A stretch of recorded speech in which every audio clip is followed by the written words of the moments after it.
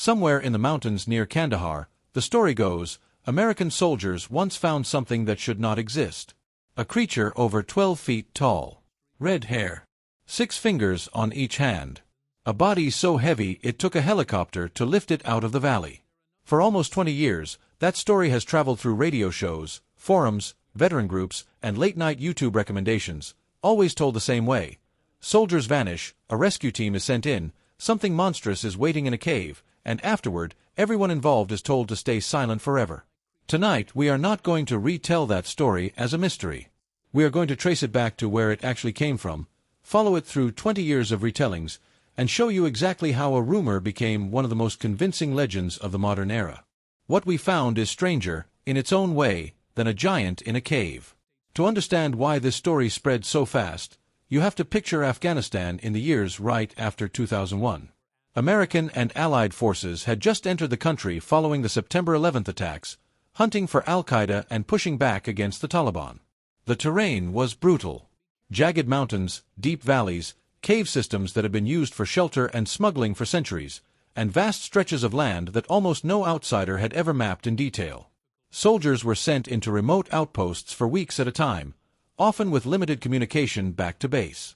It was exactly the kind of environment where strange stories take root, because it combined real danger, real isolation, and just enough unknown territory to make anything feel possible. That environment produced plenty of grim, true stories. It also produced folklore. And war has always produced folklore. In earlier generations, American troops in Vietnam swapped stories about a creature they called the rock ape, said to stalk jungle trails at night.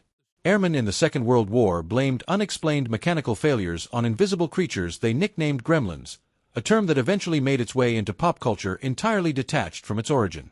Soldiers have always told each other stories in the dark, partly to process fear, partly for entertainment, and partly because isolation and adrenaline make the line between rumor and memory blur. The Kandahar Giant fits neatly into that tradition, except this one did not stay confined to barracks conversation. It went public, and it went public through a very specific person. The earliest documented telling of the story traces back to November of 2005, on the late-night radio program Coast to Coast AM, a show well known for covering paranormal claims, UFO sightings, and conspiracy theories.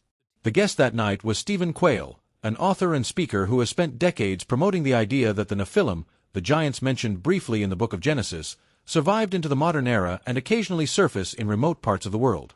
On air, Quayle described a story he said had been passed to him by an anonymous Air Force pilot. According to that account, the pilot had personally helped move the body of a massive, red-haired, cannibalistic creature out of Afghanistan after it had wiped out a special forces team.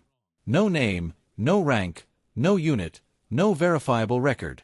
Just a second-hand account, told on a radio program built around unverified claims. Quayle returned to the story again in 2008, this time bringing on a guest he introduced as the pilot himself, which gave the tale a second wave of attention among listeners already primed to believe in hidden histories and government secrecy. For close to a decade after that, the story mostly lived in a small corner of the internet, shared among people interested in cryptid sightings, biblical prophecy, and fringe military claims. That changed in 2016, when filmmaker and author L.A. Marzulli featured a dramatized version of the encounter in his documentary series about the paranormal and biblical mysteries. Marzulli brought in additional anonymous sources, including one man who claimed to have witnessed the firefight directly and another who offered second-hand details that didn't always match earlier versions. From there, the legend found new life across YouTube, Reddit threads, cryptid blogs, and eventually mainstream attention when narrators known for true crime and mystery storytelling picked it up and retold it to millions of viewers, each version adding a little more color, a few more specific details, a slightly taller creature. Here is where the investigation gets interesting, because when you actually try to run the story down the way a journalist or a fact-checking team would, almost nothing holds up. The Department of Defense has been asked directly about the alleged incident and has stated it has no record of any special forces unit encountering, fighting, or removing a giant creature from Kandahar province. There is no casualty report matching the description of a patrol wiped out inside a cave. There is no flight manifest for AC-130 or Chinook carrying an oversized, unidentified cargo out of Bagram airfield. There is no personnel file for a pilot who transported such a body to Qatar or onward to Wright-Patterson Air Force Base, a location that shows up constantly in American conspiracy folklore mostly because of its unrelated history as a storage site during the Roswell UFO investigation decades earlier.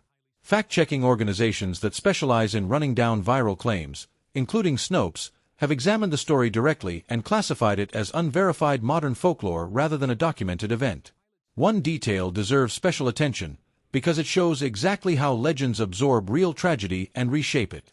Several versions of the story name a soldier called Dan, said to have been killed by the creature's spear during the cave battle. When researchers actually cross-referenced military casualty records from Kandahar province around that period, they found a real service member, Sergeant First Class Daniel Romero, who died in the region during roughly the same window of the war. But the official cause of his death was an explosives-related accident that also killed several other soldiers, nothing involving a cave, a creature, or a spear. It's a sobering example of how these stories work. A real name, a real loss, and a real family get folded into a fictional narrative, sometimes without any of the storytellers realizing they've done it, simply because a name that sounds plausible lends the tale weight it wouldn't otherwise have. The physical evidence follows the same pattern. If you search for photographs of the alleged giant, you will find them. A body on a cargo platform, hands and feet spilling over the edges, soldiers standing nearby for scale. Reverse image searches and digital forensics on these photos, along with fact checks from outlets that specialize in verifying viral images, have consistently traced them back to digitally altered or entirely computer-generated artwork, not documentary photographs from Afghanistan. One image that recirculated widely in recent years, supposedly showing the creature from a 1923 encounter, was confirmed by fact-checkers to be an AI-generated or photoshopped picture with no connection to any real event, recent or historical. So if the Kandahar Giant almost certainly never existed, why has the story survived for 20 years and only grown stronger with each retelling? Part of the answer is structural. The story is built almost perfectly to resist debunking. It always involves classified operations, so the absence of records becomes proof of a cover-up rather than proof the story is fictional. It always involves anonymous sources, so nobody can be held accountable for inaccuracies, and nobody can be definitively unmasked as having lied.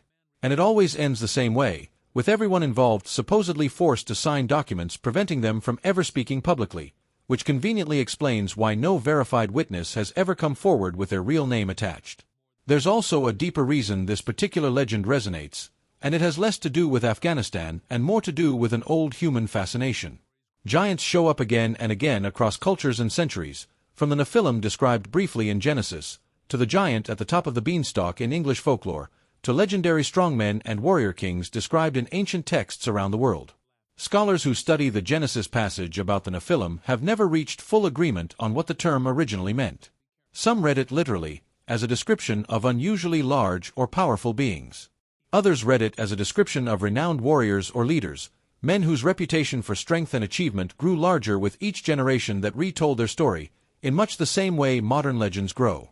Either way, the idea that ancient giants once walked the earth, and that a few might still be out there in the most remote and unmapped corners of the planet, taps into something that predates the internet, predates radio, and predates the war in Afghanistan entirely. The Kandahar Giant didn't invent that fascination. It just gave it a modern setting, a military backdrop, and enough technical detail about helicopters and cargo planes to feel plausible to an audience raised on stories of government secrecy. There's a related thread worth mentioning honestly, because ignoring it would be its own kind of dishonesty. During the 19th and early 20th centuries, American newspapers really did publish a surprising number of stories describing unusually large human skeletons unearthed by farmers, construction crews, or amateur archaeologists. Some of these reports claimed the remains were sent to institutions like the Smithsonian for further study, and many people online point to the fact that few of these specific remains were ever heard from again as evidence of a broader cover-up of ancient giants in North America. Historians who have looked into this pattern generally offer a much less dramatic explanation. 19th-century newspapers were frequently sensationalized, fact-checking standards were minimal by modern measures, and many giant skeleton stories that have been traced back to their source turn out to involve exaggerated measurements, mistaken animal bones, or outright fabrications printed to sell papers in a competitive news market. There is no confirmed case of the Smithsonian or any other major institution secretly destroying verified giant remains. But the pattern of these old stories shows exactly how the giant legend genre operates, on wartime rumor or 19th-century sensationalism alike. A dramatic claim, a vague or missing paper trail, and a public more than willing to fill in the gaps with suspicion. So here, honestly, is where the mystery lands. The Kandahar Giant almost certainly never fought American soldiers in a cave in 2002. There is no military record of the event. The Department of Defense has denied it directly. The named casualty doesn't match the real cause of death of the soldier the story borrowed his name from, and the photographs commonly attached to the story are demonstrably altered or artificially generated rather than documentary evidence. What is real, and arguably more interesting than a literal giant, is the story of the story itself.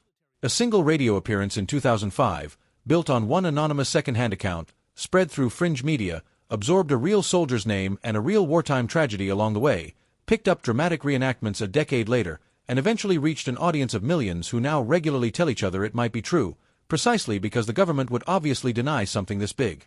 That is not a small achievement for a story with zero verified sources. It says something honest about how legends actually spread in the internet era, not through hidden evidence slowly leaking out, but through repetition, borrowed authority, and an audience that finds a good mystery more satisfying than a confirmed dead end. It's also worth looking at why the version of this story that circulates today feels so much more convincing than the original 2005 broadcast. Compare the two side by side and the difference is obvious. Quayle's original telling was thin, an anonymous pilot, a vague description, no names, no specific dates beyond a rough year. The version most people encounter now is dense with specific, almost forensic detail. A precise height range. An exact weight, usually somewhere around 1,100 pounds. 6 fingers and 6 toes rather than a normal 5. Red hair rather than any other color. A named soldier. A named airfield. A named aircraft type. A named secondary base in the United States. None of that specificity came from a single verified source. It accumulated gradually, retelling by retelling, as different narrators, forums, and video creators each added a detail that made their version feel slightly more authoritative than the last one they'd heard. This is a well-documented pattern in the study of rumor and folklore, sometimes called accretion, where a story gains apparent credibility not because new evidence surfaces, but because repeated retelling makes vague claims sound increasingly precise. Precision feels like proof, even when the precision itself has no source behind it. The recovery and cover-up elements of the story deserve the same scrutiny, because they're doing a lot of narrative work. Every version of the tale ends with soldiers being separated, questioned individually, and pressured into signing documents that supposedly bar them from ever discussing what happened. It's a compelling image, and it mirrors real practices around classified operations, which is exactly why it feels plausible. But it's also a detail that can never be checked, by design. Nobody who signed such a document could confirm it without breaking it, according to the story's own internal logic, which means the claim is completely unfalsifiable. That's a common feature of legends that want to survive scrutiny. Build in an explanation for why no proof will ever surface, and the absence of proof stops being evidence against the story and instead becomes evidence that the cover-up is working. It's a closed loop, and closed loops are very hard to argue someone out of, because every counterargument gets absorbed as further confirmation. None of this means every person who has shared the Kandahar Giant story online is being dishonest, or that everyone who finds it believable is gullible. Many veterans genuinely did serve in remote, isolated postings in Afghanistan, dealt with strange and unsettling experiences that never made it into an official report, and encountered a landscape and a set of local stories about danger in the mountains that felt entirely foreign to Western frameworks. That combination of real disorientation and a compelling, well-told legend is more than enough to make a story feel personally credible to someone, even without a single verified fact behind it. Fascination with the unexplained isn't a flaw in how people think. It's part of how curiosity works, and it's the same instinct that drives real scientific investigation into genuinely unexplained phenomena. The difference is simply whether that curiosity gets tested against evidence or allowed to settle into certainty without it. What makes the Kandahar Giant worth understanding isn't really the creature at all. It's a case study in exactly how a modern legend is built, brick by brick, in an era when a single unverified radio segment can travel around the world and mutate into something that looks and feels like a documented historical event 20 years later. Trace almost any viral military cover-up story back far enough, and you tend to find the same ingredients.